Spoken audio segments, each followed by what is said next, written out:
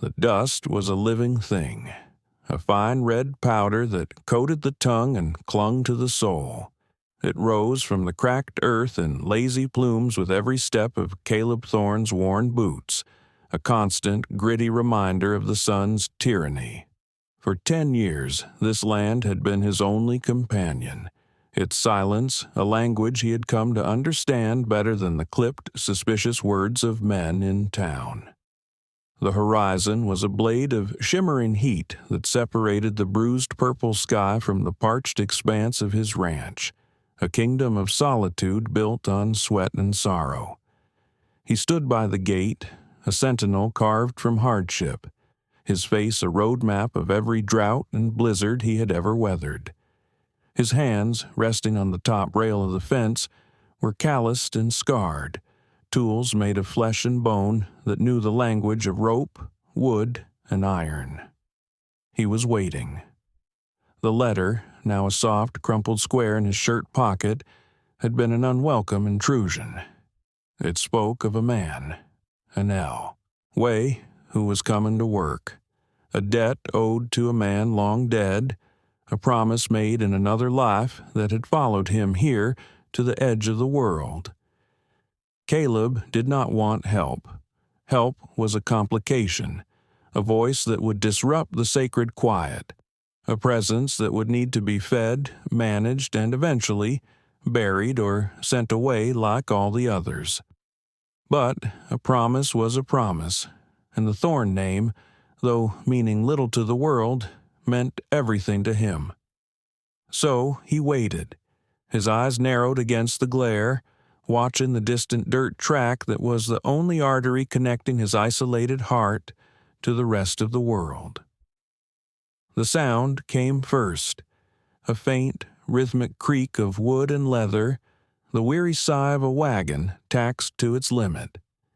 It grew louder, resolving itself into the shape of a buckboard, pulled by two exhausted-looking mules who kicked up their own private dust storm. It was the weekly supply wagon from Harmony Creek, the only form of public transport that ventured this far into desolation.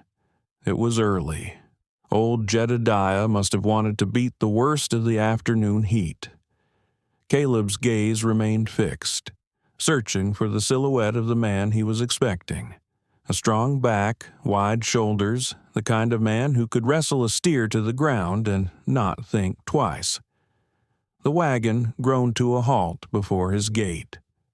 Jedediah, a man whose skin had the texture of cured jerky, offered a grim nod. Caleb returned it, his eyes scanning the back of the wagon. There was no one there but a collection of crates and barrels. A flicker of irritation tightened his jaw. Had the man missed the ride? Had he changed his mind? It would be just his luck. Then the canvas flap at the back of the wagon was pushed aside, and a figure emerged, stepping down onto the dusty ground with a grace that seemed utterly alien to this place. It was not a man.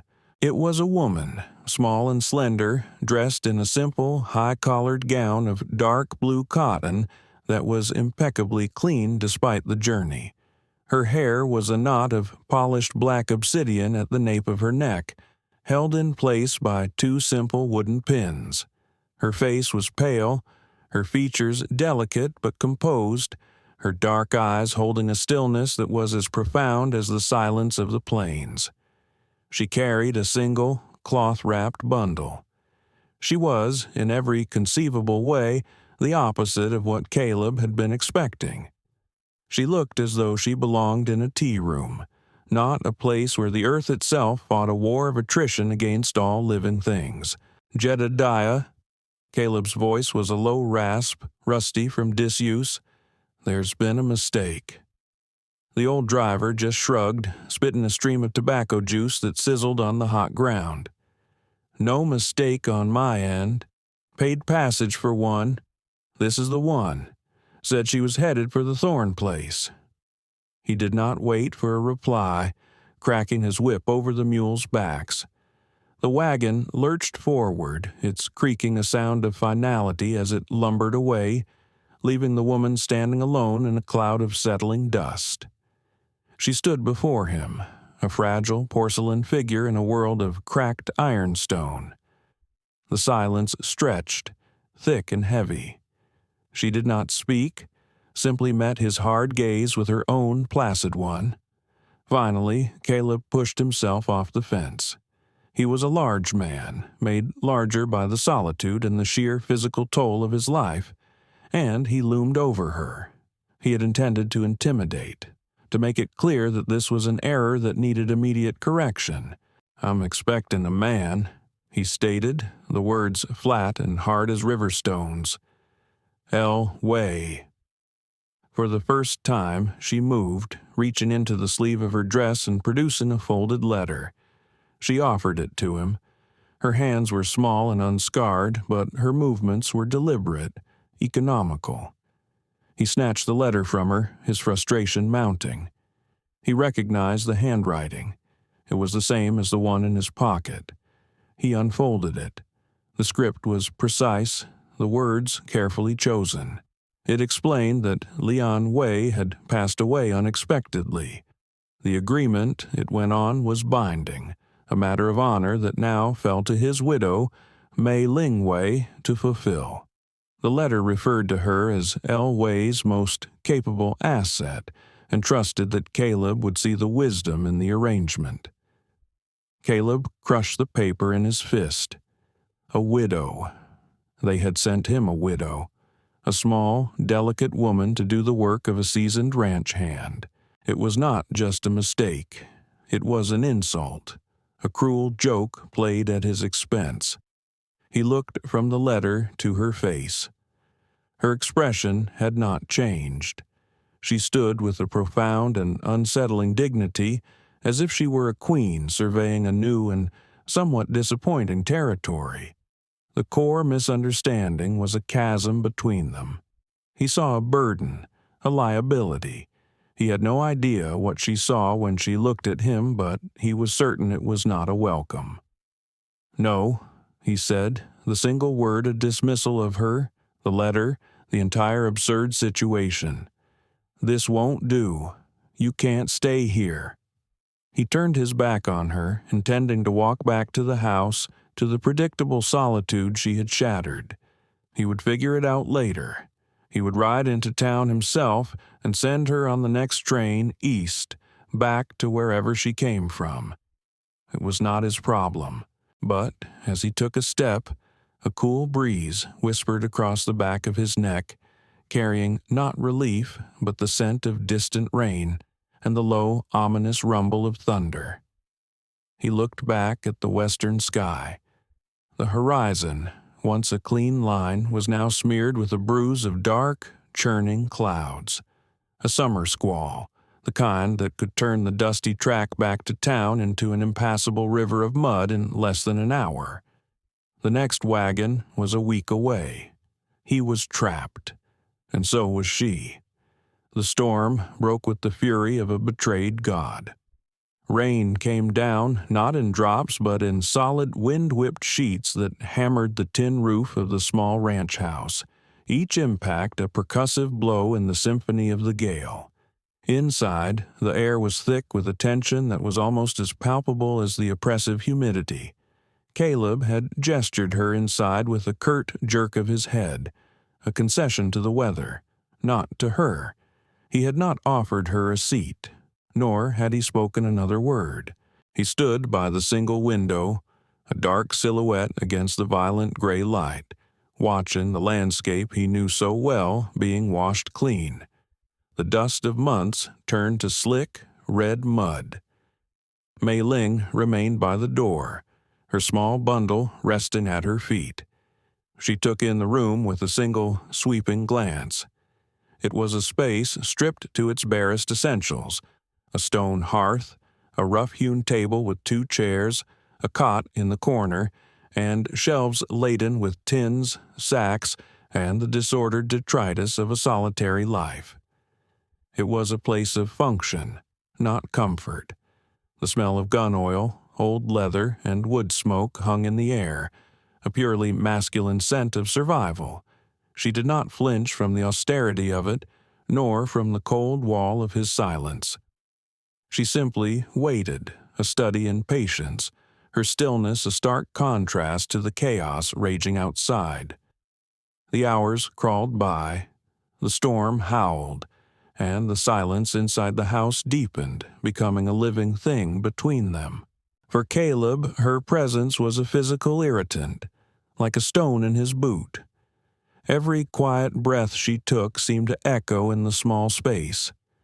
He was accustomed to being alone, to the absolute sovereignty of his own thoughts and movements.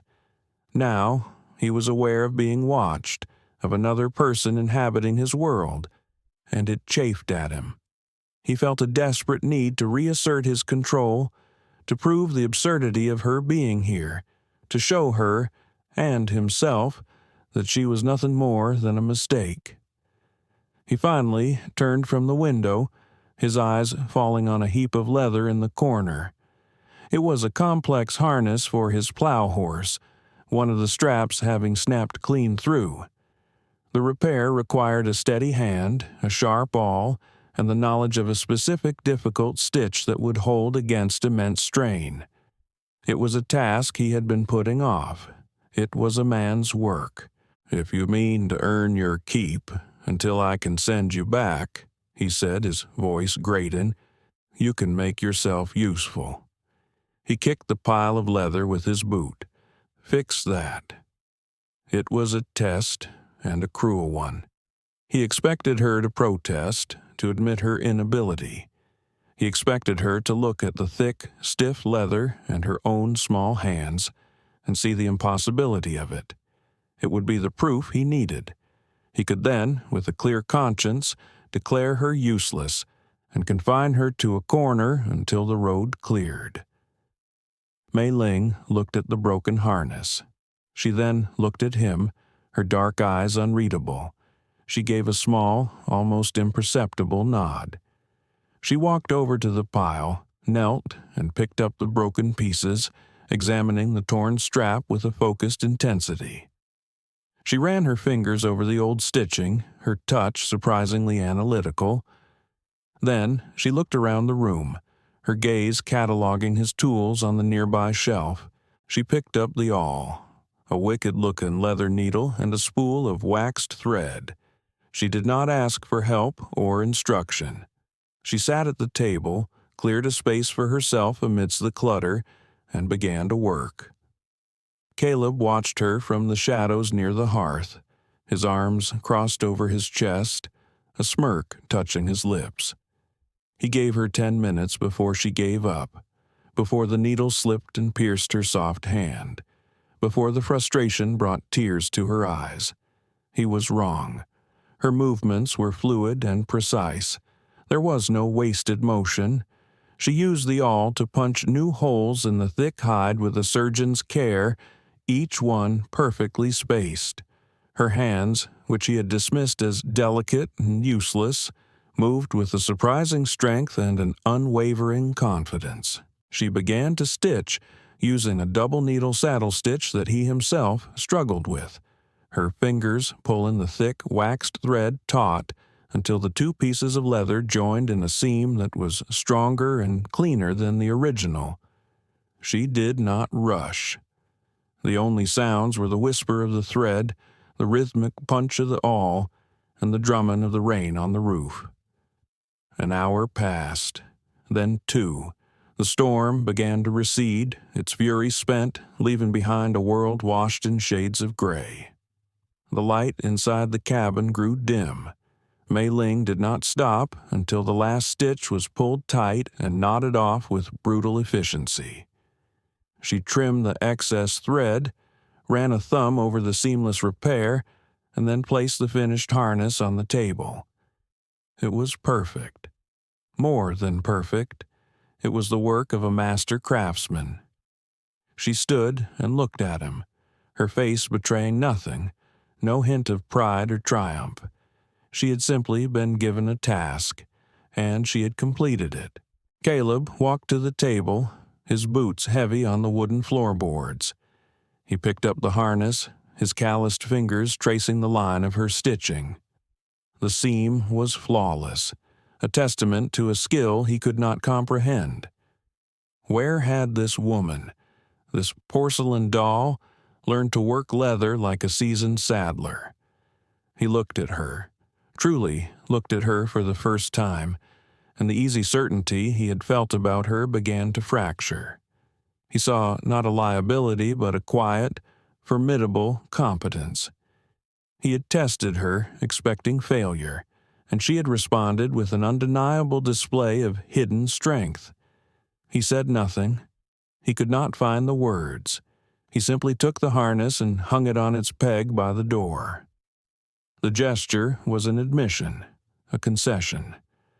A fragile truce settled in the quiet cabin, born not of words but of thread and leather, and the steady, surprising strength in her small hands. For the next few days, a period of quiet observation began. The roads remained a quagmire of mud, isolating them completely. They cohabited the small space, moving around each other in a silent, careful dance. Caleb watched her. He was a man who understood the world through action, not speech, and he watched her every move, trying to reconcile the woman before him with the useless burden he had first imagined. She rose before him each morning, moving with a ghost-like quiet. The fire would be stoked and burning low, a pot of coffee brewing over the embers, its rich, dark scent a welcome intrusion into his sleep. The meals she prepared were simple, made from his meager stores of flour, beans, and salted meat, but she transformed them. The bread was never burnt, the beans never mushy. She found wild herbs growing near the spring and added them to the stews, infusing them with a flavor that was both new and comforting. She cleaned the cabin with a relentless, silent efficiency, organizing his chaotic shelves, mending his torn shirts with stitches so fine they were nearly invisible. She did not scrub the character from the place, but rather she brought a sense of order to the chaos, a quiet dignity to the functional squalor. His house began to feel different. The silence, once a hollow, lonely thing, was now a shared quiet, a comfortable space that existed between them. It was filled not with words, but with the soft sounds of her work, the gentle clink of a spoon against a bowl, the rustle of cloth. He found himself listening for these sounds, his solitary world slowly, imperceptibly, making room for another. His respect for her grew with each passing day. It was a grudging respect, born of his own surprise, but it was real. He saw her resilience, her refusal to complain or to be intimidated by the harshness of her new surroundings. She asked for nothing, but she gave everything she had to the simple, daily tasks of survival. He began to wonder about the life she had lived before, about the husband she had buried, about the circumstances that had brought her to his door. She was a puzzle, a woman of profound and hidden depths, and he, a man who preferred simple truths, found himself intrigued in spite of himself. The sun finally broke through the clouds on the fourth day, baking the mud into a hard, cracked shell. The world steamed, the air thick and heavy with the smell of wet sage and damp earth. Caleb knew the road would be passable by the next morning. He knew he should be relieved. The complication could finally be removed. He could ride to town, buy her a ticket, and send her away. His life could return to its familiar, solitary rhythm. The thought, which should have brought him a sense of peace, instead left a strange, hollow feeling in its wake. That afternoon, as he was checking the fences near the spring, he saw a rider approaching. It was not a welcome sight. The horse was a fine black stallion, too rich for this part of the country, and the man in the saddle sat with an arrogance that grated on Caleb's nerves before he was even close enough to see his face. It was Silas Blackwood. Blackwood was a man who collected land the way other men collected coins, not for its utility, but for the sheer pleasure of possession. He owned the vast ranch to the north, a sprawling empire built on leveraged buyouts and the misfortunes of smaller homesteaders. He was a man whose smile never reached his cold, calculating eyes, a man who saw the world as a collection of assets to be acquired. He had approached Caleb twice before, offering a pittance for his land.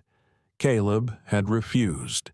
His 160 acres were nothing compared to Blackwood's thousands, but they contained the one thing Blackwood's vast holdings lacked: the deep, reliable Sweetwater spring, the only water source in the valley that had never run dry, not even in the worst of the droughts. Blackwood reined in his horse, looking down at Caleb with an expression of faint amusement. "Thorn, still playing in the mud, I see." "It's my mud, Blackwood," Caleb replied, his voice flat. "What do you want?"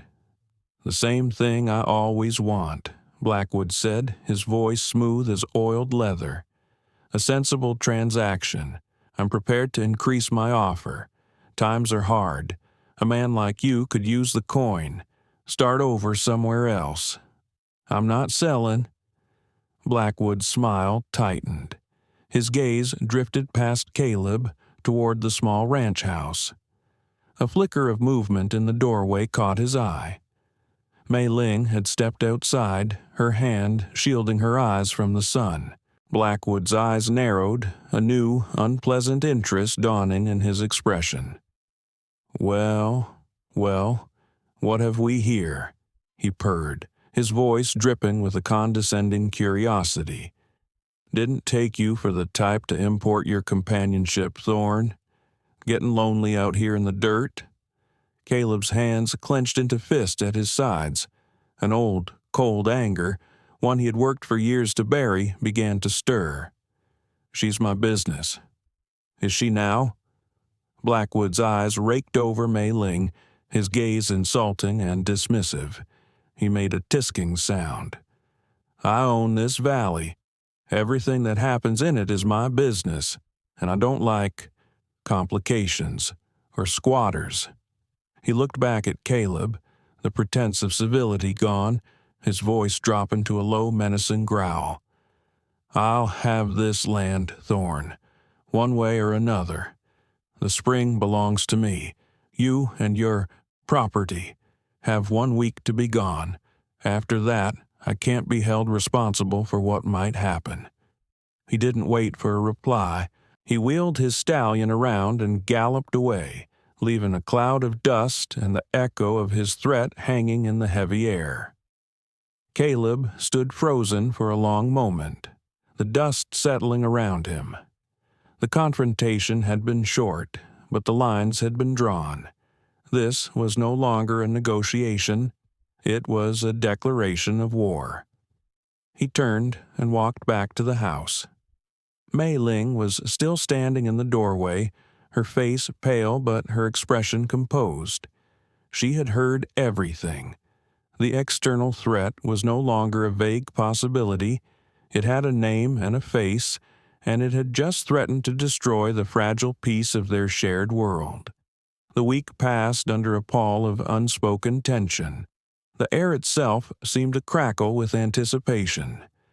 Caleb spent his days reinforcing the corral, checking the loads in his rifle, and patrolling the perimeter of his property, his body coiled like a spring. He was a man preparing for a siege. He did not speak to Mei Ling about Blackwood's threat, and she did not ask. There was nothing to say. The danger was a third presence in the small cabin, a silent guest at their table. Yet something had shifted between them. The threat had, in its own way, solidified their strange, unspoken partnership. They were no longer just a man and a woman trapped by circumstance. They were two people standing against a common enemy. The attack came on the seventh night. The moon was a sliver, hiding behind a veil of high, thin clouds, plunging the landscape into an inky, disorienting darkness. Caleb was not asleep. He was sitting in a chair by the window, his Winchester rifle resting across his lap, the cool metal a familiar comfort against his palms. He had been expecting this. He knew Blackwood was not a man to make idle threats. The first sign of trouble was a low, distressed nicker from the corral. His horse, Apollo, was a calm, steady animal. It took a great deal to spook him. Caleb was on his feet in an instant, moving with the fluid economy of a predator. He slipped out the back door, melting into the shadows. The air was unnaturally still, the usual chorus of crickets and night birds silenced. He crept toward the corral, his eyes straining to pierce the oppressive dark. He saw them then. 2 figures moving low and fast near the fence line. One was working on the gate latch, while the other carried a long pole, trying to spook the horses, to stampede them out onto the open range where they would be lost or stolen. He raised the Winchester to his shoulder, the well-worn stock fitting against his cheek like it was a part of him. He did not aim to kill, not yet. He fired a single shot into the dirt, just inches from the feet of the man at the gate. The crack of the rifle shattered the night silence. The man yelped and scrambled back, melting into the darkness. The other man, startled, dropped his pole and began to run. Caleb did not pursue. It was a feint, a distraction. He knew it in his gut. His eyes scanned the darkness in the other direction, toward the low rise that hid the Sweetwater Spring. That was the real prize. That was the target. He turned and sprinted toward the spring, his boots pounding the hard-packed earth. As he cleared the side of the house, a third man rose from behind the water trough, a shotgun leveled at Caleb's chest. There was no time to think, no time to aim. Caleb dove to the side, rolling as the shotgun roared, buckshot tearing through the air where he had been a second before. He landed hard on his shoulder, the impact jarring his teeth. He brought the Winchester around, but the man was already working the pump, readying a second shot. He was too close. Caleb knew he would not be fast enough. Then a second rifle shot cracked through the night, this one from the house. It was a lighter report than his Winchester, but just as deadly. The man with the shotgun grunted, a look of shocked surprise on his face. He staggered back, dropping his weapon and clutching at his shoulder where a dark stain was already spreading across his shirt. He stared at the house, then turned and fled into the night, a wounded animal seeking cover. Caleb pushed himself to his feet, his heart hammering against his ribs. He looked toward the house. In the faint moonlight filtering through the clouds, he could see her. Mei Ling was standing in the open doorway, an old, long-barreled hunting rifle braced against her shoulder. It was a relic left by his father, a gun he had not touched in years. Her stance was not that of a frightened woman firing in panic. It was the measured, solid stance of a practiced shooter. Her cheek was pressed firmly against the stock, her eye still sighted down the barrel. She was not trembling. He stared at her, stunned. She had not hidden. She had not screamed. She had picked up a weapon, taken a position, and fired a single, perfectly aimed shot that had, without question, saved his life. She held the position for another long moment, scanning the darkness, before she lowered the rifle. Their eyes met across the dusty yard. In that shared gaze, everything changed. The transactional arrangement, the forced proximity, the grudging respect, it all burned away in the crucible of that moment, forged into something new, something solid. It was a partnership, a true partnership, born in the flash of gunpowder and the shared will to survive. He had seen her competence in mending leather, but this was different. This was a revelation of a courage and a skill that defied all his expectations. He nodded at her, a single, sharp gesture of acknowledgment and gratitude. She nodded back, her expression as calm and steady as the hand that had just pulled the trigger. Together, they turned their attention back to the darkness, standing as a unified front against the enemies that lurked within it. The failed attack left a scar on the night, and the dawn that followed was tense and gray. Blackwood would not take the defeat lightly. He was a man whose ego was as vast as his landholdings, and he would see their successful defense as a personal affront. They spent the day in a state of high alert, speaking little, but moving with a synchronized purpose. Caleb cleaned and oiled his weapons, his movements methodical and grim. Mei Ling, having proven her mettle, reloaded the old hunting rifle, her small hands handling the heavy brass cartridges with an unnerving familiarity.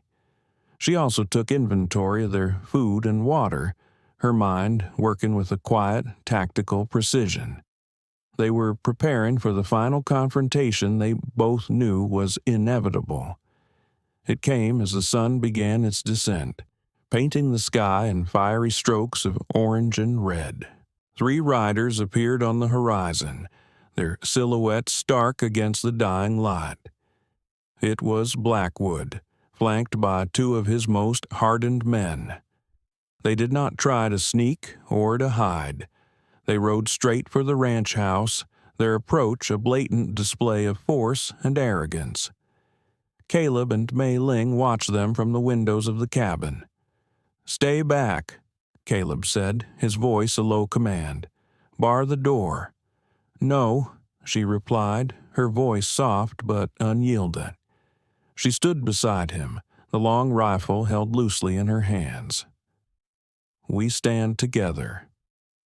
He looked at her, at the fierce determination in her dark eyes, and he did not argue.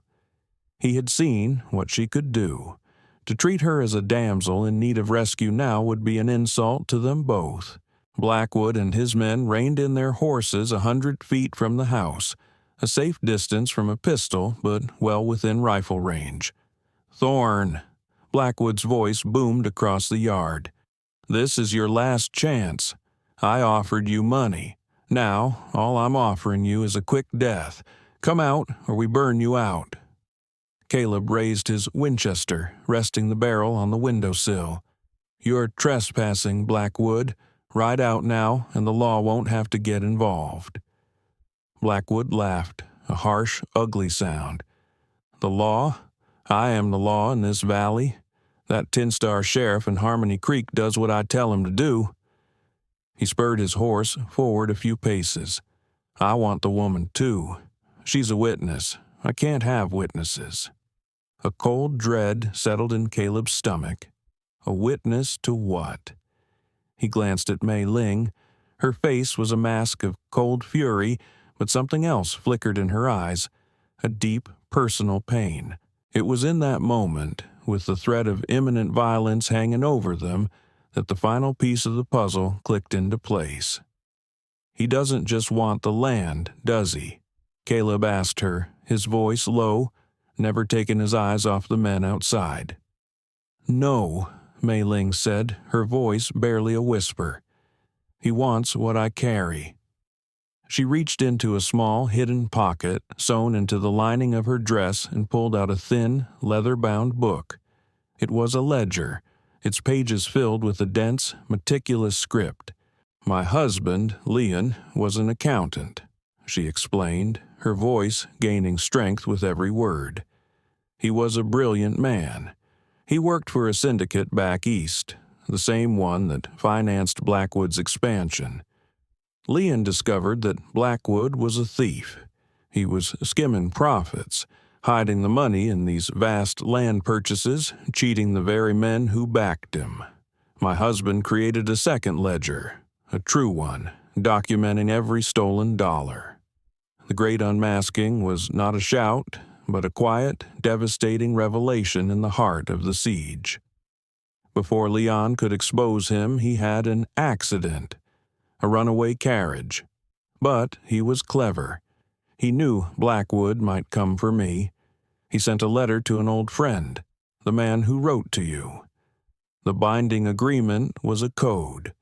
It was a plea for help, for sanctuary for me, and for the evidence I carry. This ledger is the only other copy. It is the proof that can ruin Blackwood completely. It all made sense now. The desperation, the escalating violence. It was never just about the water. It was about a woman and the secret she carried, a secret that could bring a tyrant to his knees. Blackwood was not just a greedy land baron. He was a cornered criminal trying to bury the last piece of evidence against him. Outside, Blackwood was growing impatient. "Time's up, Thorn." He raised a hand, and his 2 men dismounted, rifles in hand, beginning to spread out to flank the cabin. "They will try to draw our fire," Mei Ling said, her voice sharp and analytical. "One will move on the left toward the blind spot by the woodpile. The other will circle around back. Blackwood will stay in the center, providing cover. It is a classic pincer movement." Caleb stared at her, amazed. She was not just a good shot. She had a tactical mind. "How do you know that?" "Leon was a student of history," she said simply. "He taught me many things. Strategy is like accounting. It is about understanding patterns and anticipating the next move." She pointed with the barrel of her rifle. "Your woodpile is too high. It gives them cover. But from the back window the angle is clear. You take the man on the left. I will take the one in the back." It was a sound plan.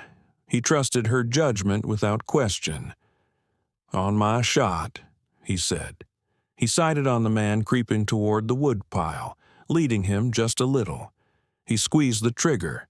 The Winchester bucked against his shoulder. The man cried out and dropped, clutching his leg. Almost simultaneously, the report of Mei Ling's rifle echoed from the back of the cabin. A moment later, a cry of pain from behind the house confirmed her success. Blackwood, enraged, fired his own rifle at the front window, the bullet splintering the wooden frame inches from Caleb's head. He fired again and again, the barrage of lead forcing Caleb to take cover. It was the opening Blackwood needed. Under the cover of his own fire, he charged, dismounting on the run and dashing for the front door, a heavy revolver in his hand. Caleb knew he wouldn't make it to the door in time to stop him. The heavy wooden door shuddered as Blackwood slammed against it, the lock groaning in protest. He was going to break it down. Just as the door began to splinter, Mei Ling appeared at Caleb's side. She was not holding the rifle. In her hand was a heavy cast-iron skillet from the hearth. The door burst inward with a crash of splintered wood. Blackwood stumbled into the room, his face a mask of triumphant fury, his revolver swinging up. Before he could fire, Mei Ling moved with a speed that was almost blinding. She swung the heavy skillet in a vicious horizontal arc, putting her entire body into the blow. The iron connected with Blackwood's gun hand with a sickening crunch of bone. The revolver clattered to the floor. Blackwood howled in pain, his hand shattered. He stared at Mei Ling in disbelief, his arrogance replaced by pure, animalistic rage. He lunged for her with his good hand. Caleb met his charge, his larger body slamming into Blackwood and driving him back against the wall. The 2 men grappled, a desperate, brutal struggle in the confined space. As they wrestled, the sound of approaching horses grew louder. A voice, amplified by the evening air, called out, "Blackwood, Thorn, this is Sheriff Brody. Throw down your arms." The arrival of the weary but just sheriff, perhaps alerted by the sound of sustained gunfire echoing through the valley, was the final weight that tipped the scales. The fight went out of Blackwood. His face, already pale with pain, turned ashen with the realization that he was trapped. His reign was over. Caleb shoved him away, and Blackwood slumped to the floor, cradling his broken hand, defeated. The immediate aftermath was a strange, suspended moment of quiet. The air was thick with the smell of gunpowder and splintered pine. Sheriff Brody and his deputy took a subdued Blackwood and his wounded men into custody. The ledger, presented by Mei Ling, was the final, damning piece of evidence. Its neat columns and precise figures spelled out a story of greed and corruption that would send Blackwood away for a very long time. When they were gone, an almost deafening silence descended upon the small wrecked cabin. The front door hung from a single hinge. The window frame was shattered, but they were alive, they were safe. Caleb turned, his eyes finding Mei Ling. He had a long, shallow gash on his forearm, a scrape from the wall during the fight. He had not even felt it until now. Blood welled up, tracing a bright red line down his skin. Before he could move to tend to it, she was there. She tore a clean strip of cloth from her sleeve and gently took his arm. Her touch was light, but firm. She cleaned the wound with water from the canteen, her movements practiced and efficient. As she wrapped the makeshift bandage around his arm, her fingers brushed against his skin. The simple, caring touch was more profound than any words could ever be. He looked down at her bent head, at the black, glossy hair, and a feeling he had long thought buried, a deep, protective tenderness, rose up in him. Their relationship had been redefined, not by a promise or a contract, but by shared peril and mutual defense. The seasons turned. The harsh sun of late summer mellowed into the golden light of autumn. The wind that blew across the plains carried a new crispness, a promise of the cold to come. The ranch, once a place of stark solitude, was now a place of shared life. The broken door had been replaced with a new one, built of sturdy oak, stronger than the last. The shattered window frame was repaired, the glass clean and clear. The scars of the battle had been erased, replaced by the signs of healing and renewal. Months had passed since Blackwood's arrest. The news of his downfall, and the quiet, dignified woman who had been its cause, had spread through Harmony Creek.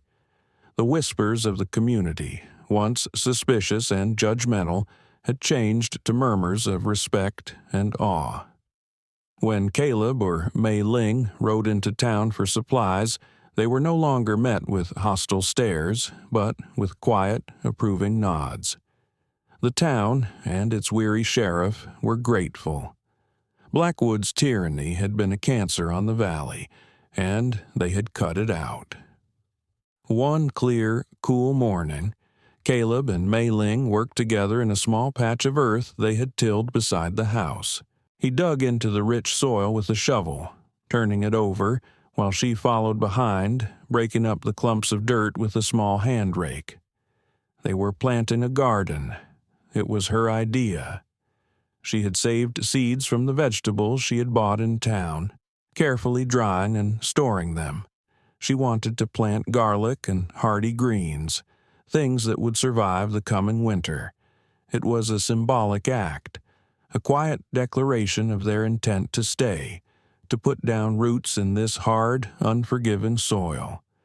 For Caleb, the act of cultivating the earth for something other than cattle feed was a foreign concept. His life had been about survival, about wresting a living from the land. This was different. This was about creating something, about nurturing life, about building a future. He watched her as she knelt, pressing a single clove of garlic into the prepared earth, her movements as deliberate and graceful as ever. She belonged here now. The landscape, which had once seemed so alien to her, now seemed to be her perfect frame. She had not been broken by it. She had blossomed within it. He stopped his digging and leaned on the handle of his shovel, looking at the small house. It was more than just a shelter now. It was a home. Her touch was everywhere, in the clean curtains on the window, in the pot of herbs growing on the sill, in the neatly stacked firewood by the hearth. She had brought order to his chaos, warmth to his solitude. He had been a man living in a fortress of his own making, and she had, without ever trying, dismantled it brick by brick, not with force, but with her quiet, unshakable strength. "The roof will need new shingles before the first snow," he said, his voice quiet in the morning air. It was a simple, practical statement, a fact. Mei Ling looked up from her work, her hands covered in dark soil. She looked at the roof, then back at him, a small, knowing smile touching her lips for the first time. It transformed her face, lighting it from within. "Yes," she said, her voice clear and steady. "We will build it." The word hung in the air between them, simple and profound. We. It was not a question or a plea. It was a statement of fact, an acceptance of a shared reality. It was the most profound commitment he had ever known. It was the promise of shared winters and future springs, of roofs to be mended and gardens to be planted together. He nodded, a feeling of deep, quiet contentment settling over him, as solid and as real as the land beneath his feet. He picked up his shovel and plunged it back into the earth, ready to build their future, one shovelful at a time. The silence that fell between them was no longer empty, but full of unspoken understanding, a testament to the home they had built not just of wood and stone, but of trust, respect, and a love as resilient as the wild sage that grew on the plains.